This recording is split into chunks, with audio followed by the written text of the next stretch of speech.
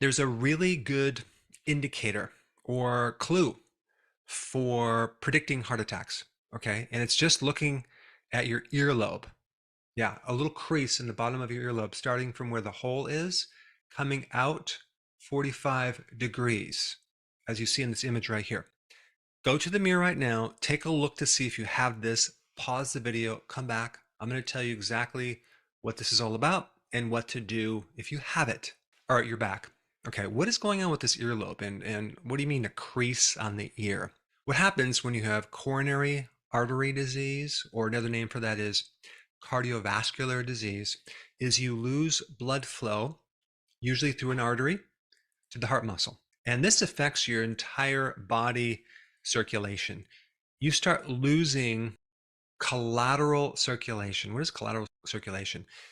Well, if your heart becomes obstructed in some way, you get collateral or extra circulation or extra arteries that start to branch out and serve as a plan B blood supply to the heart muscle. Those are collateral arteries. So what happens when you get this chronic lack of blood flow to your heart? Okay, you start losing circulation in the peripheral part of your body first, and the earlobe is part of the periphery. And without this blood supply to the tiny capillaries in your earlobes, you start losing elastin, connective tissue, cartilage, and it starts to wrinkle up. And this little crease shows up in about 71% of everyone with coronary artery disease. But it's also found in other conditions like diabetes, high blood pressure. It's found in smokers, but it's most commonly found with people with heart problems. Now, since heart attacks are the #1 cause of death, you should know this indicator, not just for yourself, but for other people too. Because if you see this, you can let the person know they need to go get it checked out and they need to do something ASAP. Now, why the urgency? Well, the first symptom of a heart attack, over 50% of the time, is death. So there is no symptoms or warning signs. You just drop dead. So you want to pay attention and you want to use this clue as a prediction of what could happen. And also you should realize that this is not just happening in your earlobe, it's happening throughout the entire body. The arteries can become thicker, you can have a lot of oxidative stress, and a loss of a lot of the collateral circulation in your body. So very simply, there's 4 things you need to do, okay, immediately. #1, you need to go on the healthy version of the ketogenic diet with intermittent fasting. Okay, there's just no options. You need to start that. It's going to help you tremendously. #2, you want to start a regular routine exercise program. Okay, that's going to flood the body with a lot more oxygen, including the heart. And you want to be consistent. And you pretty much want to keep this in for the rest of your life. The next thing I would recommend is something that's very, very important for the inside of your arteries and the heart muscle.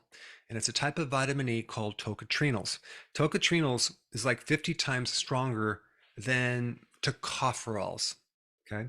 So when you buy tocotrienols, you don't want to get tocotrienols mixed with tocopherols. You want to get just a pure tocotrienol mix or tocotrienol complex. Okay. That is going to drive oxygen to the heart muscle itself, and it's also going to protect the inside of the vascular system. It's one of the most potent antioxidants that you can get, and it's especially good for the heart. It's also good for the liver as well. It can actually slow down the progression of a fatty liver. All right, the next thing is to start to increase the omega-3 fatty acids. And the best omega-3 is the cod liver oil. It's better than fish oils because not only does cod liver oil have the omega-3 fatty acids, but it also has vitamin A and vitamin D, which are also important in many different things, including heart health. And the last thing I'm going to recommend is to make sure you take something called vitamin K2. That keeps the calcium from building up in the arteries, and you want to take vitamin K2 with vitamin D3.